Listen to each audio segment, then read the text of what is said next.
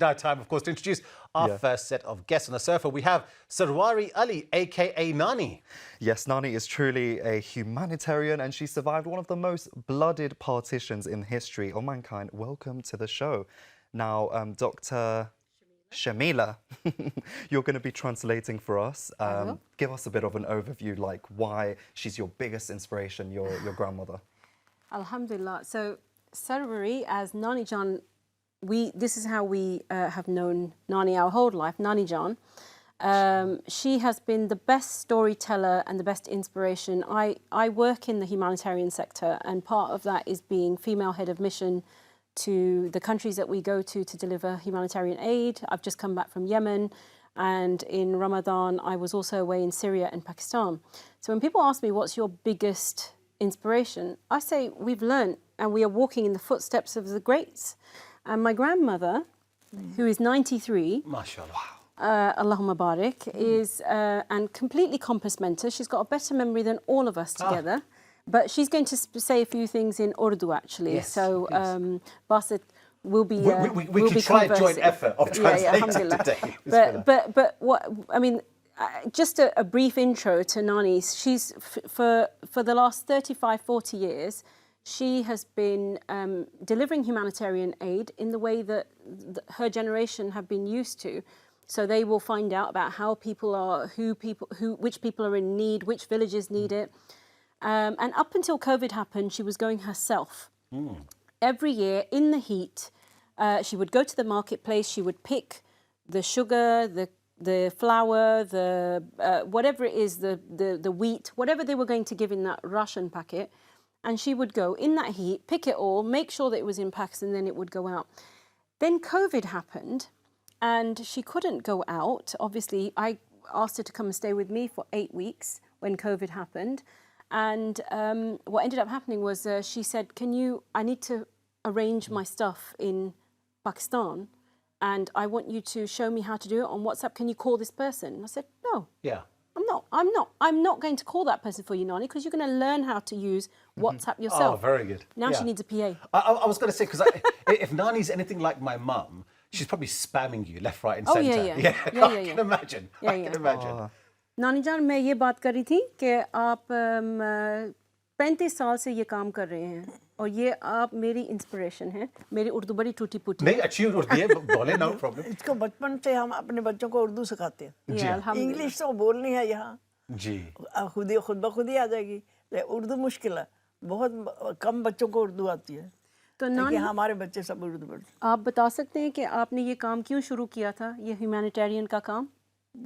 अल्लाह की रज़ा के लिए. हम अपने वालिदैन को देखते थे, हमारे वालिदैन भी यही करते थे. उस ज़माने में ऐसी नहीं होती थी चैरिटी.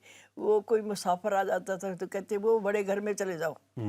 तो बड़े घर में जब हमारे घर में मुसाफिर उसका खाना भी मिल जाता, रात भी सोने को मिल जाती, तो हमारा नौकर आके अंदर बोलता कि बीबी जी 2 आदमियों का खाना बना दो, 4 आदमियों को बना. हम थोड़ा सा परेशान होते. मेरे वालिद कहते अच्छा मैं बना लेता हूँ. अच्छा अच्छा अच्छा. वो बनाते तो नहीं थे, वो कहते थे अच्छा अगर आपने नहीं हम बना लेते. हमारे घर में खाना खुद ही बनाते थे, नौकर से नहीं बनता था जी. तो वो रात को मुसाफिर सोने का भी खाना भी दे दिया, सो भी गए. तो रात को मेरी बड़ी बहन पूछती है मेरे वालिद को कि उनको नए मुसाफिर है, हम नहीं जानते कहाँ से आए हैं, कौन है, तो उनको कहाँ से लाया.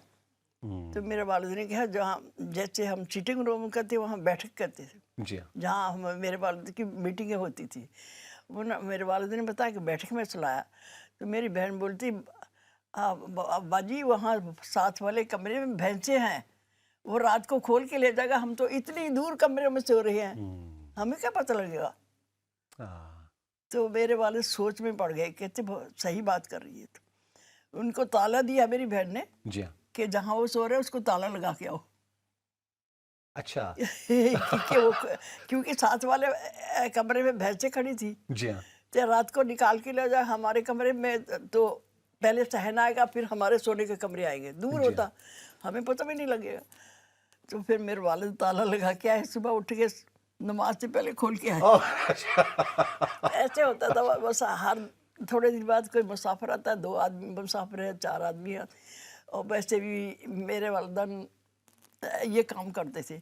मेरी वालिदा अपने घर से कोई आ गया, किसी ने सवाल कर, इतने ज़्यादा गरीब ही होते थे ना, किसी ने आके सवाल कर दिया तो देते रहते थे। जैसे हमारे गंदम बाहर से आती थी, चने वगैरह भी आती थी, जी हाँ, दालें भी आती थी, तो ऐसे ना देते रहते थे, हम देखते थे उनको। जी हाँ, तो ये वालिद जो आपको कर रहे थे अल्हम्दुलिल्लाह, उसकी तुम्हें थोड़ा सा would you like to do a translation? Should we do a translation? Yeah. So she said that basically she used to watch her father, and her father was the connection between the British colonial powers and the villagers. So they used to have lots of people that used to come by, travellers, musafir, people that were in need, and she would often, her father was also an amazing humanitarian. From the stories that she's told us as we were growing up, that he would never turn somebody away, and they would always, to the point where he would ask them to come and stay in a place that they would call they'd call it batak. That's what she's batak. Yeah. And they would stay there, and her sister was worried that maybe they'll run off with the cows, and you should lock the place. But he was such a man of trust, such a man of trust, and she's learnt from him. She used to sit when they used to do the charity money. She used to sit there. आप गिनते थे पैसे ना जो चंदा इकट्ठा करा था. उस वक्त चांदी का रुपया था. अच्छा, नोट बहुत कम था. Silver coin for a rupee. Note बहुत कम था. चांदी के रुपए होते थे. हमारी तिजोरी होती थी, बड़ी हैवी होती थी लोहे की. जी हाँ. उसमें रखते थे, और एक इतनी बड़ी थैली होती थी अंग्रेज के ज़माने की, क्योंकि मेरे वाले पुलिस में थे. अंग्रेज़ों को साथ ज़्यादा रहते थे, तो ये इनके यहाँ की थी. वो इतना बड़ा बैग सा होता ना, वो डिफरेंट किस्म का यहीं के बने होते थे. उसमें चांदी के रुपए डालते थे. 1000 से वो भर जाती थी. अच्छा. 1000 रुपए के भर जाती थी. 1000 की थैली होती. बाकी चंद उसमें रखते थे दूसरे हिस्से में. वो उठा नहीं सकते थे, इतनी हैवी होती थी. अच्छा. वैसे भी हमारा तो ये क्या हर जैसे हफ्ते हर महीने 1 रुपए. मेरी वालिदा कहती है ये पैसे गिनते रहते बाप बेटे. अच्छा. The mother and daughter just always count money. They used to count the money for the charity before it went out. So she's very used to it. Even now, when it comes to charity money, so all of everything that she does now, so since COVID, she phones and she has people in different places that will go buy the rations and they will go and give it out. But she's I'll give you an example. Yeah. On her birthday earlier this year, I was sat with our programs team, and Nani video called me, and she said, so how much are your ration packets? Like from your charity? Yeah. They're this much in Pakistan. Oh, right. And how big is the Ruh Afza, as you know? Yes, yeah. How big is the Ruh Afza? Ramadan's not the same without it. Is it a small bottle or a big bottle? And they said, it's a small bottle. And they said, no. She said, no, it should be a large bottle, because the poor people do not have anything else. When they have nothing else, at least they have sweet water that they can keep themselves, hydrated with. Yeah. And so she said she wanted to know how many rupees was the ration packet, how many rupees was the bottle, and in the end, there was somebody that was over. She was one of our programs team said she should work for us as a consultancy, and for that, honestly, all the rations went out with big Ruh Afza bottles. So when we went to the field, the first 2 sisters, you couldn't even make it up. There were 2 sisters that were sat here and one behind with ration packets, really elderly. Yeah. So came down and said, how are you? What's your names? The first one was called Habiba. The second one was called Sarori. Right, mashallah. Of all the names. So basically, aunties to correct this, because when I did the live appeals for you guys this Ramadan, I remember seeing that in the video, the Ruh Afza, and I said, how brilliant, there's Ruh Afza. So auntie, that's because of you.